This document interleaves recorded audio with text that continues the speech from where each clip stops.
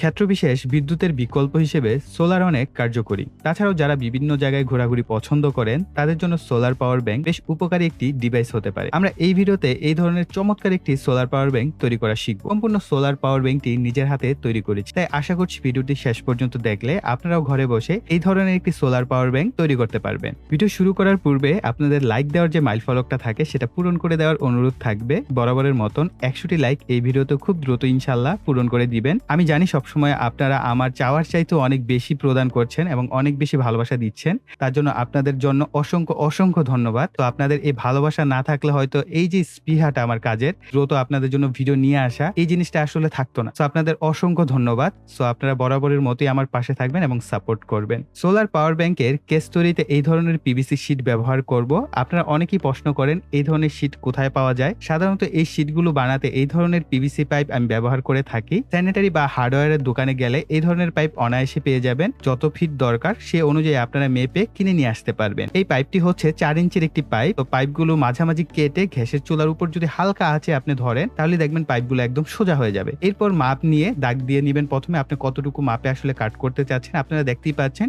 আমি বোর্ডের উপর কিন্তু বিভিন্ন মাপ লিখেও রেখেছি, আসলে কতটুকু মাপে আমাকে কাটতে হবে সে অনুযায়ী আমি স্কেল দিয়ে দাগ দিয়ে নেই। এরপর হচ্ছে এই ধরনের একটি কেচির সাহায্যে আমি এই বোর্ডগুলোকে কাটি। আর ছোট করে কাটার জন্য এই ধরনের একটি এন্টিকাটার ব্লেড আমি ব্যবহার করি। এর সাহায্যে হচ্ছে আপনি যদি ছোট করে হোল করতে চান বা স্কোয়ার শেপে কাটতে চান এই সাহায্যে আপনি অনায়াসে কাটতে পারবেন। কেস তৈরিতে পিভিসি পাইপ কেটে সোজা করে বিভিন্ন মাপে আমি কেটে নিয়েছি। উপরে এবং নিচের অংশের জন্য হচ্ছে আমি 4.6 ইঞ্চি বাই 3 ইঞ্চি আকারে কেটে নিয়েছি। সামনে ও পিছনের অংশে 3 ইঞ্চি বাই 0.9 ইঞ্চি অর্থাৎ আপনি 1 ইঞ্চিও নিতে পারেন মাপে কাটা হয়েছে। দুই পাশের জন্য 4.5 ইঞ্চি বাই 0.9 ইঞ্চি কাটা হয়েছে। এটা সার্কিট বসানোর জন্য জাস্ট একটা টুকরা, যে কোনো মাপে আপনি কেটে নিতে পারেন। এই টুকরাগুলো সোলার প্যানেলের জন্য কাটা হয়েছে। এখন স্যান্ড পেপার বা সিরিজ কাগজের সাহায্যে এগুলোকে ভালো মতো ঘষাঘষি করে সাদা করে নিতে হবে। আমার কাছে এই মুহূর্তে এই 3টি পাওয়ার ব্যাংক সার্কিট রয়েছে। এই সার্কিটের 2টা আউটপুট চাইলে আপনারা এটাও ব্যবহার করতে পারেন। আর এই সার্কিটটাও বেশ ভালো, কিন্তু ইতিপূর্বে আমরা এর সাহায্যে যেহেতু একটি পাওয়ার ব্যাংক তৈরির ভিডিও করেছি, আপনাদের সাথে শেয়ার করেছি, তাই আমি এটা ব্যবহার করব না। আমাদের এই ডিভাইসের জন্য এই সার্কিটটা ব্যবহার করব। এতে এলইডি চার্জ ইন্ডিকেটর রয়েছে। তাছাড়াও ইনপুট এবং আউটপুটের যে টেস্ট সেটা তো আমরা ভিডিওর শেষে অবশ্যই করব। সার্কিটগুলোর বাই লিঙ্ক ভিডিওর ডিসক্রিপশন বক্সে পেয়ে যাবেন। তাছাড়াও আমি টুকটাক যাই ব্যবহার করি চেষ্টা করব সেগুলোর দারাজের যে বাই লিঙ্ক সেটা আমি ডিসক্রিপশন বক্সে দিয়ে দেওয়ার, চাইলে আপনারা সেখান থেকে কিনে নিতে পারবেন। এই ডিভাইসের জন্য যে সার্কিটটা আমি সিলেক্ট করেছি সেটার মাপ অনুযায়ী অর্থাৎ ইউএসবি টাইপ এ, মাইক্রো ইউএসবি, এলইডি এবং সুইচের জন্য মাপ নিয়ে আমি কেটে নিব। সো আপনারা দেখতে পাচ্ছেন কাটার পর দেখতে হয়েছে এইরকম। সিরিজ দিয়ে ঘষা মাজার পর মনে হচ্ছে যে সাদা রং করা হয়েছে, অনেকটা সময় লেগেছে এগুলো ঘষাঘষি করতে। সো এখন হচ্ছে ঝটপট আমরা সুপার গ্লুর সাহায্যে কেসের যে কয়েকটা অংশ, চারপাশের অংশ, সেগুলোকে আমরা লাগিয়ে নেব উপরের অংশটা বাদ দিয়ে, কেননা এটা হচ্ছে একেবারে শেষের দিকে আমরা সংযুক্ত করব।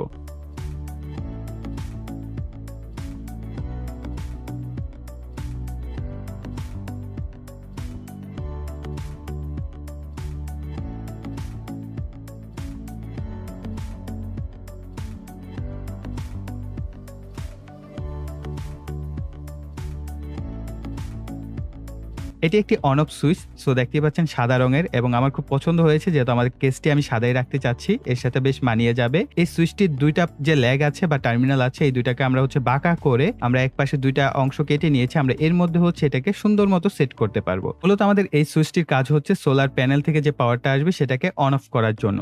সোলার প্যানেলের প্রোটেকশনের জন্য আমরা একটি ডায়োড ব্যবহার করব। এর মান হচ্ছে 1N4007 মানের ডায়োড। এটিকে আপনারা 1 এম্পিয়ার ডায়োড বললেও, আপনার যদি দোকানে গিয়ে বলেন 1 এম্পিয়ারের একটি ডায়োড দেন তাহলে আপনাকে এই ডায়োডটি দিবে, অর্থাৎ আপনি মডেল বলবেন 1N4007। ডায়োডটির এই পাশটা হচ্ছে পজিটিভ বা অ্যানোড, আর সাদা দাগ দেওয়ার যে পাশটা থাকে সেটাকে নেগেটিভ বা ক্যাথোড বলা হয়। সো পজিটিভ যে পাশটা আছে সেটা হচ্ছে সুইচের এক পাশে আমরা সোল্ডার করে নিব। আপনারা দেখতেই পাচ্ছেন পাওয়ার ব্যাংক সার্কিটে কিন্তু একটা চিকন সাদা তার সোল্ডার করা হয়েছে। এটা আসলে খুব নিখুঁতভাবে করতে হয়েছে, তাই আমি অফ স্ক্রিন করেছি। সো এই মাইক্রো ইউএসবির যে ডান পাশের যে পিনটা থাকে সেটা সাধারণত পজিটিভ পিন হয়ে থাকে এবং অপর পাশে যে পিনটা থাকে এটা নেগেটিভ পিন, অর্থাৎ পজিটিভ থেকে আমরা একটা তার বের করে নিয়েছি। এটা মূলত আমাদের হচ্ছে সোল্ডার করতে হবে সুইচের সাথে। মূলত এটা হচ্ছে আমাদের যে সোলার থেকে যে পাওয়ারটা আসবে সেটা যেন আমাদের সার্কিটের ইনপুটে আসে, তার জন্য এই ব্যবস্থা করা হয়েছে। আর সোলারের যে নেগেটিভ তারটি আসবে সেটি হচ্ছে আমাদের যে এই সার্কিটের বি- মাইনাস আছে সেটার সাথে আমরা সোল্ডার করব। আর সাদা তারটিকে আমি বলেছি এটা হচ্ছে আমাদের সোলারের যে পজিটিভ প্রান্ত থাকবে সেটার সাথে সোল্ডার করতে হবে, অর্থাৎ সুইচের সাথে সোল্ডার করলেই হয়ে যাবে। তাই আমি সার্কিটের যে সাদা তারটি আছে এটিকে হচ্ছে ডায়োডের যে নেগেটিভ প্রান্ত বা ক্যাথোড সেটার সাথে সোল্ডার করব। তার পূর্বে আমি একটি হিটসিঙ্ক টিউব এর মধ্যে লাগিয়ে নিব, এতে করে আমাদের যে পজিটিভ নেগেটিভ শর্ট হওয়ার যে সম্ভাবনা অনেকটাই কমে যাবে। তার জন্য আমি এখন হচ্ছে এটাকে সোল্ডার করে নিব। এখন প্রয়োজন হবে 5টি 18650 লিথিয়াম ব্যাটারি। চেষ্টা করব কাছাকাছি ভোল্ট এবং এম্পিয়ারের ব্যাটারি সিলেক্ট করার। তবে একটা ব্যাটারি এম্পিয়ার বেশ কিছুটা কম, সো যদিও এম্পিয়ার কম হলে খুব একটা সমস্যা হয় না, কারণ হচ্ছে এখানে যেহেতু ব্যাটারিগুলো আমরা প্যারালালে সংযোগ করছি, তো এখানে যদি আপনার 2-1টা ব্যাটারি এম্পিয়ার কম বেশি হয় তাতে কোনো অসুবিধা হবে না। প্যারালাল ভাবে হচ্ছে ভোল্টেজটা ঠিক থাকে, কিন্তু এম্পিয়ারটা যেহেতু যোগ হয় সেক্ষেত্রে আমরা ভালো মানের এম্পিয়ার ইনশাল্লাহ পাবো। তো আমি এখন হচ্ছে ব্যাটারিগুলোকে ডাবল সাইডের ট্যাপের সাহায্যে ব্যাটারিগুলোকে অ্যালাইনমেন্টে ঠিক রাখার চেষ্টা করব। ডাবল সাইড কস টেপের উপর বসিয়ে নিব ঠিকঠাক মতো। আপনারা দেখতেই পাচ্ছেন কিভাবে বসাতে হবে।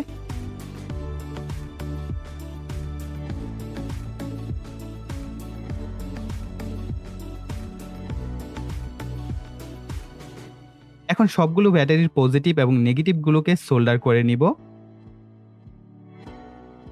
নেগেটিভ প্রান্তগুলোর সাথে একটি কালো তারকে সোল্ডার করে নিচ্ছি। ব্যাটারির যে পজিটিভ প্রান্তগুলো আছে এগুলোর সাথে হচ্ছে একটি লাল তারকে আমি সোল্ডার করে নিচ্ছি। একবার ব্যাটারির আউটপুটগুলোকে চেক করে দেখব যে সবগুলো ঠিকঠাক আউটপুট দিচ্ছে কিনা। এখন এই ব্যাটারিগুলোকে কেসের মধ্যে সেট করে নিব।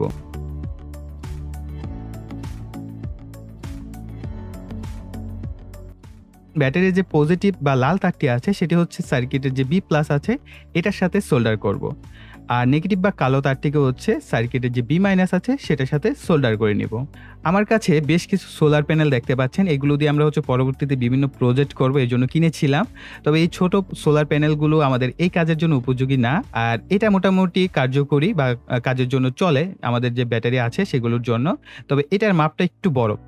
সো আমরা হচ্ছে এই ভিডিওর জন্য বা আমাদের যে কেসের মাপ সেটার জন্য হচ্ছে এই সোলার প্যানেলটি আমাদের জন্য একদম পারফেক্ট। এটার মাপ নিয়ে আমাদের কেসটা তৈরি করা হয়েছে। সো এর আউটপুটে হচ্ছে 5.15 বা 5.2 ভোল্টের মতো পাওয়া যায়। সো আমরা এই সোলার প্যানেলটি ব্যবহার করব। চেষ্টা করব প্রতিটা প্রোডাক্টের বাই লিঙ্ক ভিডিও ডিসক্রিপশন বক্সে দিয়ে দেওয়ার। সো এতে করে আপনারা প্রোডাক্টের প্রাইসটাও জেনে নিতে পারবেন। সোলার প্যানেলটি উপরের যে অংশটা আছে সেটার উপর হচ্ছে আমরা ডাবল সাইডের ট্যাপের সাহায্যে যুক্ত করে নিচ্ছি, আপনারা দেখতেই পাচ্ছেন।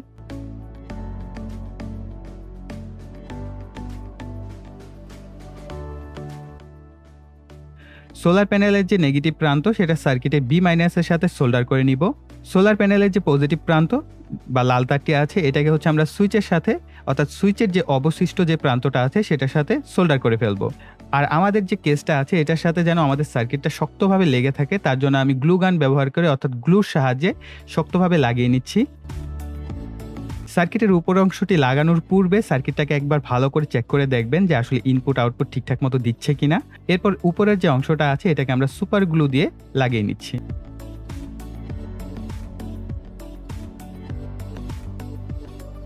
এখন আমরা সোলার প্যানেলের যে চারপাশের জন্য বেশ কিছু টুকরা পিভিসি কেটে নিয়েছিলাম, অর্থাৎ পিভিসি শীট থেকে কেটে নিয়েছিলাম, সেগুলোকে আমরা সুপার গ্লুর সাহায্যে লাগিয়ে নিচ্ছি।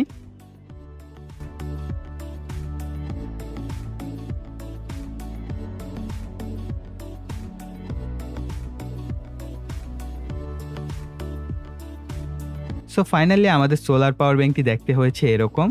স্প্রে রঙের সাহায্যে যদি কিছুটা রং করে নেওয়া যেত তাহলে আরো চমৎকার লুক পাওয়া যেত, কিন্তু আমি চেয়েছি যেন আপনারা বুঝতে পারেন যে পিভিসি পাইপ কেটেও এরকম সুন্দর লুকিং একটা জিনিস তৈরি করা যায়, কোনো রং টং করার দরকার নাই। যদি রং করেন তাহলে দেখতে আরো চমৎকার লাগবে। এবং ওভারঅল এই পাওয়ার ব্যাংকটি দেখতে কিরকম হয়েছে সেটা অবশ্যই কমেন্ট সেকশনে জানাবেন, এটা আমার একটা অনুরোধ থাকবে। কমেন্টে জানাবেন যে আপনাদের কাছে পার্সোনালি কিরকম লেগেছে এই পাওয়ার ব্যাংকটি। এবার আসা যাক সব থেকে গুরুত্বপূর্ণ অংশে, এই পাওয়ার ব্যাংকের যে সোলার প্যানেলটি কতটা কার্যকর। যদি ব্যাটারির ভোল্টেজ 90% মতো থাকে তাহলে এর উপরের দিকে যে সোলার দিয়ে যে আপনি পাওয়ার দিবেন বা এই ব্যাটারিগুলোকে চার্জ করবেন সেটা কিন্তু সম্ভব না। কেননা এই সোলার পাওয়ার ব্যাংকটা 5.2 ভোল্ট থাকে নো লোড অবস্থায়, অর্থাৎ কোনো কিছু আউটপুটে লাগানো হয়নি, এই অবস্থায় 5.2 ভোল্ট থাকে। কিন্তু যখনই আমরা কোনো ব্যাটারি বা কোনো লোডকে কানেক্ট করি তখন আমাদের এই সোলার প্যানেলগুলো 4 ভোল্টের কাছাকাছি চলে আসে বা 4 ভোল্টের নিচেও কিছুটা থাকে, যার ফলে 18650 ব্যাটারিগুলো কিন্তু ফুল চার্জে 4.1 বা 4.2 ভোল্ট হয়ে থাকে।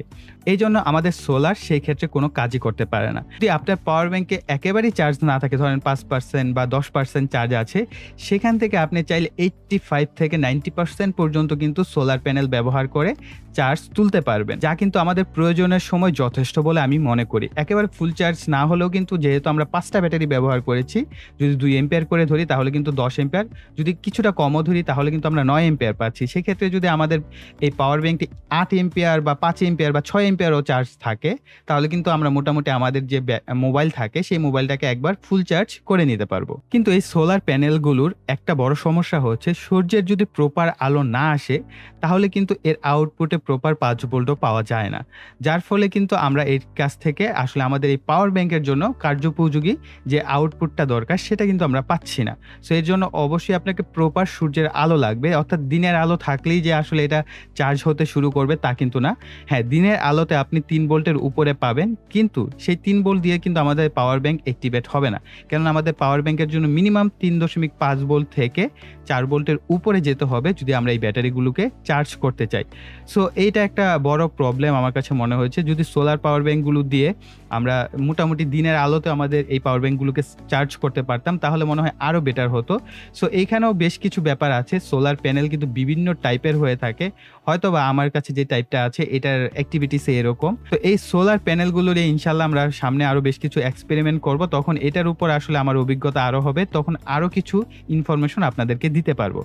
এখন একটি ইউএসবি টেস্টারের সাহায্যে পাওয়ার ব্যাংক সার্কিটের যে কার্যক্ষমতা সেটাকে আমরা টেস্ট করব। আমি আমার ফোনের সাথে কানেক্ট করে নিচ্ছি।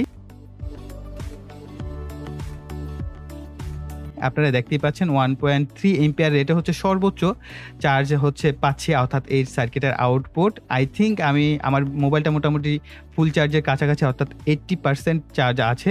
যদি এটা 40 বা 20 বা 30% চার্জে থাকতো তাহলে আমার মতে 1.5 এম্পিয়ার রেটে হচ্ছে আমাদের আউটপুট আমরা ম্যাক্সিমাম এই সার্কিট থেকে পাবো।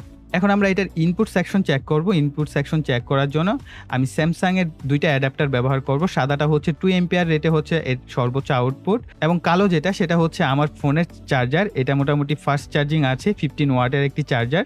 সো আমরা 2টা দিয়ে দেখব এর ইনপুট সেকশন কিরকম কাজ করে। সো প্রথমে আমরা সাদা যে চার্জারটা আছে সেটাকে কানেক্ট করে নিচ্ছি। সো আপনারা দেখতেই পাচ্ছেন এখানে কিন্তু আমরা 700 থেকে 870 এমএএইচ সর্বোচ্চ পেয়েছি। সো যদিও আমাদের পাওয়ার ব্যাংকটা অলমোস্ট কাছাকাছি ফুল চার্জের কাছাকাছি অবস্থায় আছে, সো এটার যদি চার্জ আরও কম থাকতো তাহলে হয়তো বা আরও বেশি এম্পিয়ার রেট টানতো। সেক্ষেত্রে আমি ধরে নিতে পারি সর্বোচ্চ 1 এম্পিয়ার রেটে হচ্ছে আমাদের এটার যে ইনপুট আছে, অর্থাৎ আমার ব্যাটারিগুলোকে চার্জ করতে পারবে। সো একেবারে খারাপ বলবো না, 5টা ব্যাটারির জন্য যথেষ্ট ভালো, তবে সর্বোচ্চ ভালো না। হয়তো বা 2 এম্পিয়ার যদি এটা থেকে পাওয়া যেত তাহলে সব থেকে বেটার হতো, অর্থাৎ ইনপুটও 2 এম্পিয়ার আউটপুটও 2 এম্পিয়ার, তাহলে ভালো একটা সার্কিট হিসেবে আমি এটাকে বিবেচনায় নিতে পারতাম। সো আমরা কিন্তু প্রায় কাছাকাছি একই রকমের রেজাল্ট পাচ্ছি, অর্থাৎ 700 থেকে 870 এমএএইচ এর মতো ম্যাক্সিমাম আমরা পেয়েছি। অর্থাৎ এই যে পাওয়ার ব্যাংকে এটা সর্বোচ্চ 1 এম্পিয়ার রেটে হচ্ছে ইনপুট নিতে পারবে, যেহেতু আমাদের পাওয়ার ব্যাংকটি মোটামুটি ফুল চার্জ কন্ডিশনই আছে, অর্থাৎ ফুল চার্জ হওয়ার পর্যায়ে। সো এই ক্ষেত্রে আমি বলবো যে আমাদের এই সার্কিটে সর্বোচ্চ ইনপুট নিতে পারবে 1 এম্পিয়ার। তবে ভালো হতো যদি এটাও 1.5 বা 2 এম্পিয়ার রেটে ইনপুট নিতে পারতো এবং 2 এম্পিয়ার রেটে আউটপুট নিতে পারবো। তবে এই সার্কিটগুলোর দাম খুব একটা বেশি না। সো দাম অনুযায়ী আমি বলবো বেশ কাজের একটি সার্কিটই এটি। সো আমাদের এই পাওয়ার ব্যাংকের জন্য যথেষ্ট। সো নতুন কিছু এক্সপেরিমেন্ট করলাম আপনাদের সাথে। আশা করছি ভিডিওটি আপনাদের কাছে ভালো লেগেছে। তার জন্য আপনাদের যে লাইকের মাইল ফলক সেটা একটু কষ্ট করে পূরণ করে দেন ঝটপট। সো আপনারা অবশ্যই করে দেবেন, এটা আমার আত্মবিশ্বাস সবসময় থাকে। এই কারণেই চাই, আসলে কারো কাছে কোনো কিছু চাওয়া হয় তখনই যখন সেটা চাওয়ার পর পাওয়া যায়। যখন আমি পাচ্ছি এই কারণে আসলে চাওয়ার মতো যে সাহস সেটা আসলে থাকে, যে আপনাদের কাছে 100টা লাইক চাই কিন্তু আপনারা 200 300 এমনও হয়েছে আমার ভিডিওতে আপনারা 1000 লাইকও কমপ্লিট করে দিয়েছেন। তার জন্য আপনাদের প্রতি অসংখ্য ভালোবাসা এবং অসংখ্য ধন্যবাদ। আর যারা কিনা আপনারা অনেকে আছেন ভিডিও দেখেন, চ্যানেলটা সাবস্ক্রাইব করতে হয়তো ভুলে গেছেন বা মনে নেই বা অনেকে করছেন না, তাদেরকে রিকোয়েস্ট করব চ্যানেলটাকে ভাই সাবস্ক্রাইব করেন। এরকম আরো এক্সাইটিং অনেক ভিডিও আসবে যেগুলো আপনার প্রতিদিনই কোনো না কোনো হয়তো বা কাজে লাগবে। যেহেতু আপনি প্যাশনেট এই ধরনের কাজ নিয়ে, আশা করছি আপনাদের অনেক বেশি উপকার আসবে। তার জন্য অবশ্যই চ্যানেলটিকে সাবস্ক্রাইব করে পাশের যে একটা ঘন্টা বাটন বা বেল বাটন আছে সেটাকে অ্যাক্টিভ করে রাখবেন। সো এই বলে এখানে বিদায় নিব। সকলে ভালো থাকবেন, সুস্থ থাকবেন, টাটা।